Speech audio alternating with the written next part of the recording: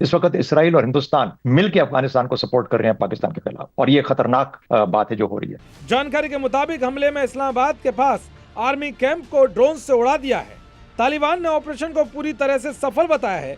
ये हमले पाकिस्तानी सेना के उन हमलों के जवाब में किए गए हैं जिसमें काबुल, कंधार में हवाई हमले किए गए थे। जो हमने अभी 2-3 दिन पहले रमजान के महीने में जो हमने जाकर अटैक किया था अफगानिस्तान में, वो भी हमने अमेरिका को खुश करने के लिए किया गया था, वरना इस वक्त तो आप जानते हैं अगर कहीं अटैक चल भी रहे हो तो रोक दिए जाते हैं। दोस्तों, अफगानिस्तान की फौजें पाकिस्तानी फौज की धुलाई कर रही हैं और ऐसी वैसी धुलाई नहीं है। और इसी बीच पाकिस्तान ने एक बड़ा आरोप लगाया कि अफगानिस्तान में तालिबान भारत के इशारों पर काम कर रहा है। यानी जब सीमा पर हमला हुआ तो पाकिस्तान ने सीधे भारत का नाम ले लिया। ये वो धुलाई कर रहे हैं कि पाकिस्तानी फौज के 800 जवानों का 1 साल में कोर्ट मार्शल हो गया है। खैर बहुत से लोगों का ये भी ख्याल है कि ये जो हम बार बार अफगानिस्तान के साथ पंगे लेते हैं, कभी जाकर अटैक हो रहा है तो कभी कुछ हो रहा है, कभी क्या किया जा रहा है, तो इसमें भी कहीं ना कहीं अमेरिका का रोल है। आपको ये जो क्विड प्रो को वाला, हाँ, सियासी और सफारती सतह पर दुनिया को बावर कराना है कि ये जो तालिबान की रजीम है ये मुल्ला उमर से भी ज्यादा खतरनाक है। ये ना सिर्फ ये कि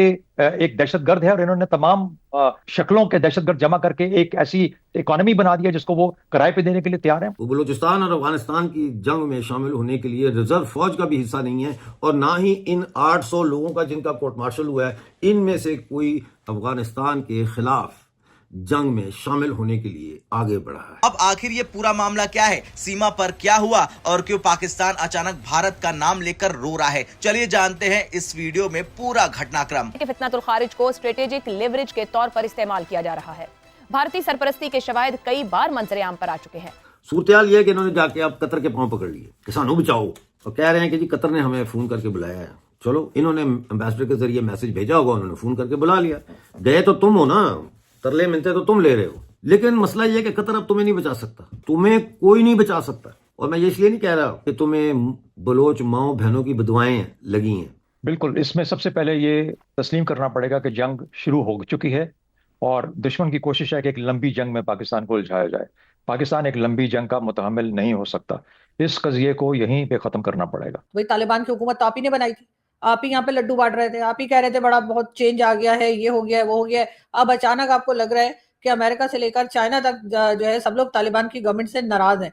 जिस तरह IMF का कर्जा पता नहीं कहां अंगूठे लगाकर ले आते हैं, इसी तरह से ये जंग भी आपके ऊपर ये हुक्मरान तबका खुद लेके आया। माल बनता है, बहुत माल बनता है, आपके तसव्वुर से ज्यादा है। ये कैसे मुमकिन है कि लोग हमारे बीच में अभी तक बैठे हैं जो यहीं से उठ के हमारे खिलाफ कोई एक्शन ले लेते हैं? ये कैसे मुमकिन है कि लोग बॉर्डर पास आ जाते हैं और आकर जो मर्जी चाहे जहां पर छुप जाएं और उसके बाद जो मर्जी अपना एक्शन करते हैं, ऑपरेशन करते हैं और फिर हमें नुकसान पहुंचा के चले जाते हैं? ये पाकिस्तान को ये पता नहीं है कि अफगान फौज ऑलरेडी पाकिस्तान के हर बड़े शहर में पहले से मौजूद है।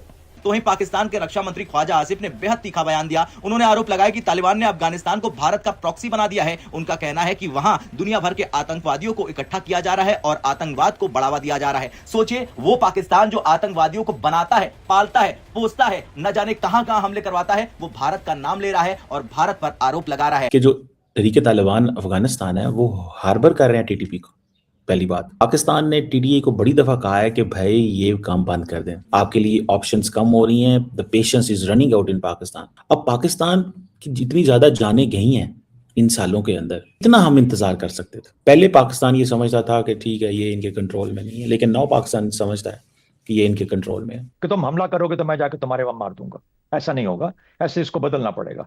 इंटेलिजेंस बेस्ड ऑपरेशन जारी रहे, इस सरहद के इस पार, सरहद के उस पार, जहां जहां पे हमें अंदाजा होता है और पता लगता है कि यहाँ पे दुश्मन बैठा है, उसको खत्म करना होगा। इस तरीके से अफगानिस्तान की तरफ से ये दावा किया जा रहा है कि पाकिस्तान को काफी नुकसान पहुंचाया, उसके सैनिकों को मार गिराया और जो आर्मी लोगों को छोड़कर चली गई थी उन्हें भी अफगानिस्तान ने कब्जे में ले लिया है। पाकिस्तान काफी कमजोर इस वक्त नजर आ रहा है। अब रिपोर्ट्स के मुताबिक गुरुवार रात सीमा पर बड़ा हमला हुआ। पाकिस्तानी दावे के अनुसार अफगान हमलों में लगभग 55 पाकिस्तानी सैनिक मारे गए हैं। तो अफगान गवर्नमेंट ने काफी अपने जो जंगजू थे, सिपाही थे, उनको पाकिस्तान में दाखिल किया है, दहशतगर्दी के लिए नहीं।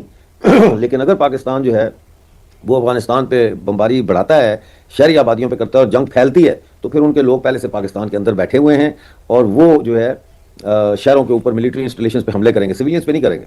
ये सूरत हाल है। पाकिस्तान की 15 नहीं बल्कि 19 चौकियों का अब कहा जा रहा है कि उनके ऊपर तालिबान अफगानिस्तान का कब्जा है, अफगानिस्तान का झंडे लगे हुए हैं। Pakistan should know this by now, Afghanistan is the graveyard of empires. बिल्कुल सही कहा है। प्रॉब्लम ये है कि ये जो एम्पायर्स है ना, ये आती थी बर्तानिया से, कोई आती थी रशिया से, कोई आते थे अमेरिका से। उनको ये आने में बड़ा टाइम लगता है, पाकिस्तान को कोई जाने में टाइम नहीं लगता। ना ही पाकिस्तान इंटरेस्टेड है कि हमने वहां पे कुछ इस तरह का करना है जो हमने वहां पे कोई जाके अंदर अपने फौजी लेके जाने तो गली गली मले मले में उनके साथ लड़ना है। हमने क्यों लड़ना है उनके साथ? बताएं दुनिया को कि ये क्या कर रहे हैं।